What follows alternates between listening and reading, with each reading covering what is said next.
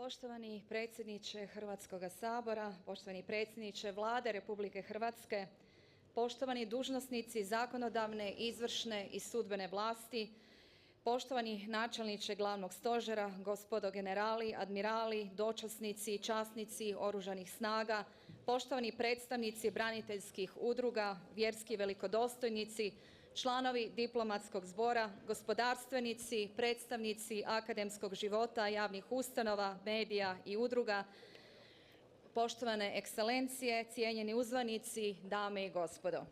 Dopustite mi prije svega srdačno vam čestitati Dan državnosti Republike Hrvatske. Današnja svečanost vraća naše misli 26 godina unatrag na povijesni 25. lipnja 1991. i čin donošenja deklaracije o proglašenju suverene i samostalne Republike Hrvatske. Bio je to kraj dugog puta borbe hrvatskoga naroda za svoju samostalnu državu i konačni politički pravorijek narodne volje izražene referendumom 19. svibnja 1991. Nismo, nažalost, nakon toga kao drugi narodi mogli u miru razvijati svoju mladu demokratsku državu, nego smo morali braniti tek proglašenu državu od unutarnje i vanjske agresije koju je proizvela velikosrpska ideologija. No suočeni s nametnutim ratom obranili smo se i pobijedili. Dan državnosti jedan je od onih dana kad se s osobitim ponosom i zahvalnošću sjećamo svih žrtava i svih koji su dali doprinos ostvarenju i obrani naše slobode i neovisnosti i oslobođenju domovine, a posebice hrvatskih branitelja te prvog hrvatskog predsjednika dr. Franje Tuđmana. Naše su misli s poginulim i umrlim braniteljima, s hrvatskim ratnim vojnim invalidima, s civilnim žrtvama rata i svim obiteljima koje su u Domovinskom ratu izgubile svoje najbliže, ali i sa svima znanima i neznanima koji su kroz povijest položili živote za hrvatsku grudu. Rane su još uvijek svježe i bolne i neće nikada zacijeliti. I jučer sam to snažno osjetila u Slavonskom Brodu, pred spomenikom djeci poginuloj u Domovinskom ratu, u mislima sa svom djecom ubijenom na igralištima, u dvorištima, u svojim kućama gdje bi se trebali osjećati najsigurnijima. Težak i bolan razgovor s njihovim roditeljima podsjeća da pravda još nije svugdje zadovoljena i da i u novim zakonodavnim aktima moramo voditi računa o svakoj žrtvi. Posebno je bolna rana u srcima svih koji traže svoje nestale. Moramo učiniti sve kako bismo ih pronašli. I pravo na obilježen grob ljudsko je pravo. To je prije svega humanitarno pitanje, ali i političko, o kojemu sam razgovarala i ponovno ću razgovarati sa srbijanskim predsjednikom Aleksandrom Vučićem. Vjerujem u dobru volju.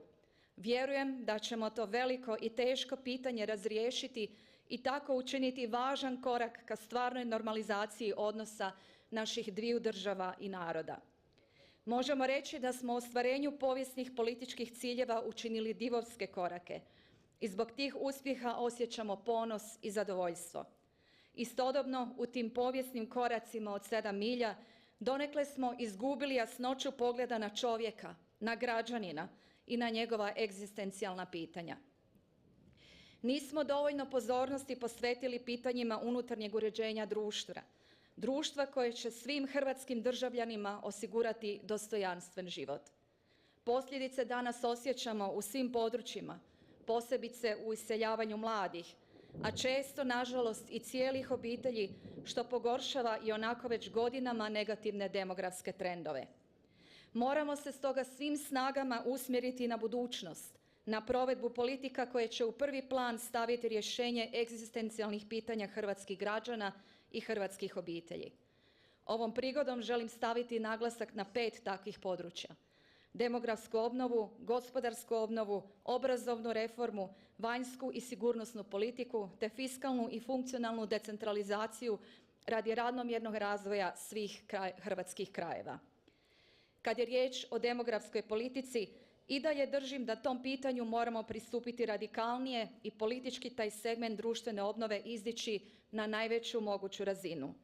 U protivnom prijeti opasnost da to bude samo jedan od problema koji moramo rješavati, a ne i prvi problem kojem moramo pristupiti. Čvrsto držim da je to prvi i temeljni problem koji moramo rješavati dok se rješenja svih drugih problema moraju tražiti s uporištem o to središnje pitanje naše budućnosti. U tom smislu krajnji cilj gospodarske obnove mora biti zapošljavanje i egzistencijalna sigurnost naših građana i naših obitelji. U žarištu naših politika na svim razinama mora biti privlačenje investicija koje će omogućiti veću dodanu vrijednost i zapošljavanje, posebice u slabije razvijenim krajevima. Pritom valja voditi računa i o profilu radnih mjesta. Obzirom na to da u nekim sektorima kao što su turizam i građevinarstvo već trpimo manjak domaće radne snage, rastu zahtjevi poslodavaca za uvozom radnika iz inozemstva. Ako je to ponegdje i nužno, time se ne smije riješiti, odnosno rušiti i onako niska cijena rada u Hrvatskoj, jer će naši ljudi i dalje odlaziti u inozemstvo, a time sve svoje probleme samo pogoršavamo. Podsjetit ću da je Hrvatska u članku 1. ustavno definirana i kao socijalna država. No to ne znači siromašna država u kojoj građani žive od socijalne pomoći. Naprotiv, socijalna pomoć mora biti iznimka, a dobar standard stanovništva koji se temelji na zaposlenosti i plaći koja omogućuje životnu sigurnost i perspektivu mora biti cilj djelovanja svih sastavnica državne vlasti. Sada kao članica Europske unije imamo velike mogućnosti korištenjem sredstava europskih fondova kreirati vlastiti razvoj, a samim tim i politiku zapošljavanja. Očekujem stoga da će se u realizaciji novih investicija, kao što je gradnja Pelješkog mosta, voditi računa o zapošljavanju prije svega hrvatskih radnika i o visini njihovih plaća. Obrazovnu reformu u svakoj prigodi snažno stavljam u žarište naše pozornosti. Ključ svega je, kako sam nedavno istaknula, odgovor na pitanje kakve ljude želimo. Samosvjesne i kreativne koji mijenjaju život oko sebe ili frustrirane i pasivne koji zaobilaze sustav. Naš je obrazovni sustav, nažalost, preopterećen informacijama. Naravno, djeci moramo dati temeljna i opća znanja, ali prije svega moramo ih naučiti gdje će naći informacije, kako će ih povezivati i kako će se i u koje svrhe njima koristiti kako bi se formirali u kreativne i poduzetne zrele osobe koje misle svojom glavom i razvijaju svoje talente. Očekujem stoga nastavak procesa reforme obrazovanja bez odugovlačenja, bez politizacije i bez ideologizacije. Sigurnosna politika danas je više nego ikad povezana s pitanjem gospodarskog razvoja. Želim izraziti zadovoljstvo što smo ove godine povećali ulaganja u oružane snage i očekujem njihov daljnji rast, sukladno obvezi koju imamo kao članica NATO saveza, ali prije svega radi nas samih. Isto je tako od velike važnosti što smo napokon donijeli prijedlog strategije nacionalne sigurnosti. Očekujem uskoro i zakonska rješenja koja će omogućiti njezinu operativnu provedbu. Smatram pritom da u budućnosti mnogo više nego do sada naglasak moramo staviti i na energetsku i prehrambenu neovisnost i sigurnost zemlje. Fiskalna i funkcionalna decentralizacija države iznimno je važna za ravnomjeran razvoj svih državnih područja.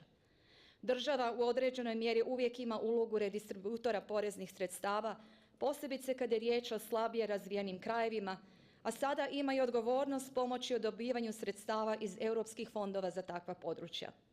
No, poštujući načelo supsidijarnosti, cilj porezne i ekonomske politike države mora biti da jedinice regionalne i lokalne samouprave na temelju vlastitih prihoda, uključujući korištenje europskih fondova, mogu optimalno kreirati svoj razvoj.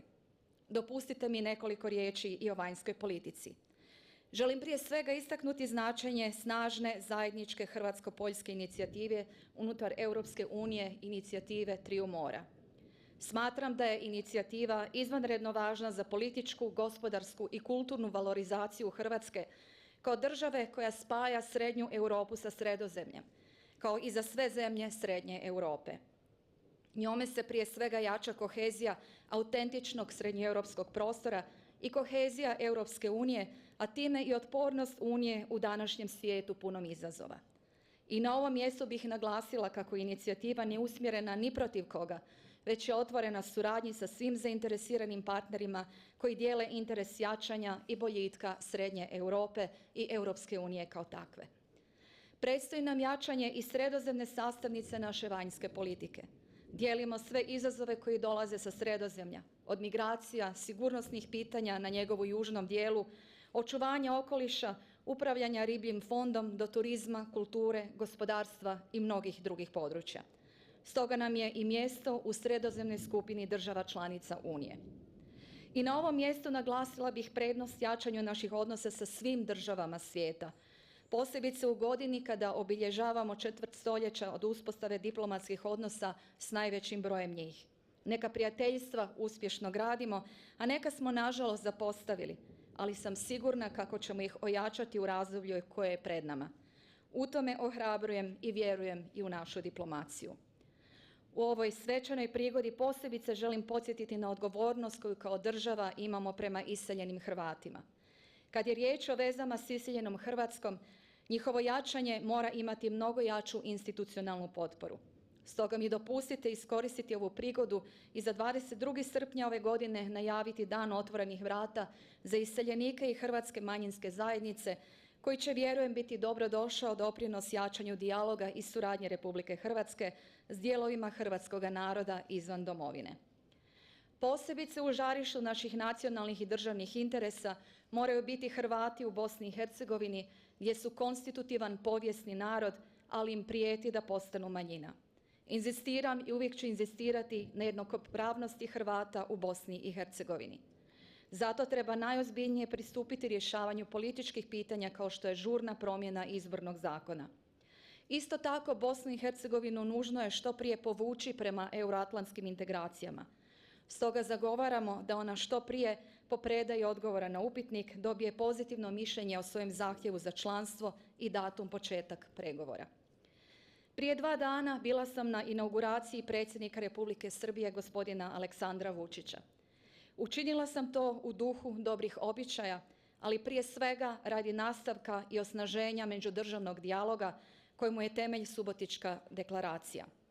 Držim da Hrvatska i Srbija moraju imati stalan i, nadamo se, konstruktivan dijalog kako o bilateralnim pitanjima, tako i o svim pitanjima od interesa za zemlje jugoistočne Europe. Kao sa spomenutim i drugim susjednim državama, Hrvatska želi razvijati dijalog i s Republikom Slovenijom, kako radi unapređenja suradnje, tako i radi rješavanja problema, uključujući granično pitanje. Još jedanput naglašavam da je međunarodna arbitraža o tome nepovratno kompromitirana.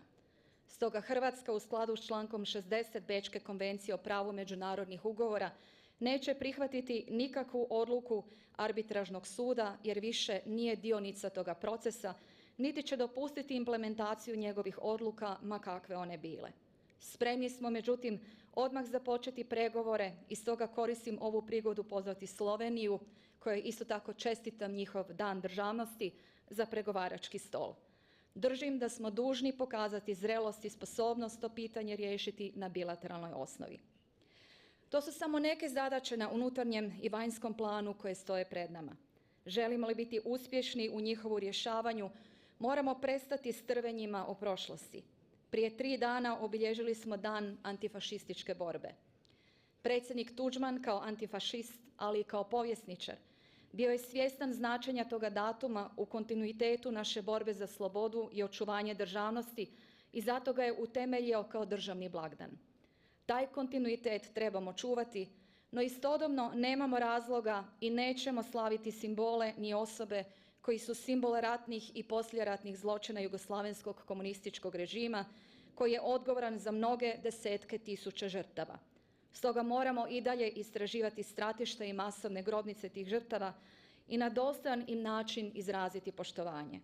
No prije svega gledajmo u budućnost, kao što smo gledali i 25. lipnja 1991. godine. Neka nam današnji dan bude nadahnuće prije svega u tome koliko je važno imati jasne ciljeve i odlučnost u njihovu postizanju. Politička stabilnost u tome je od prvorazredne važnosti.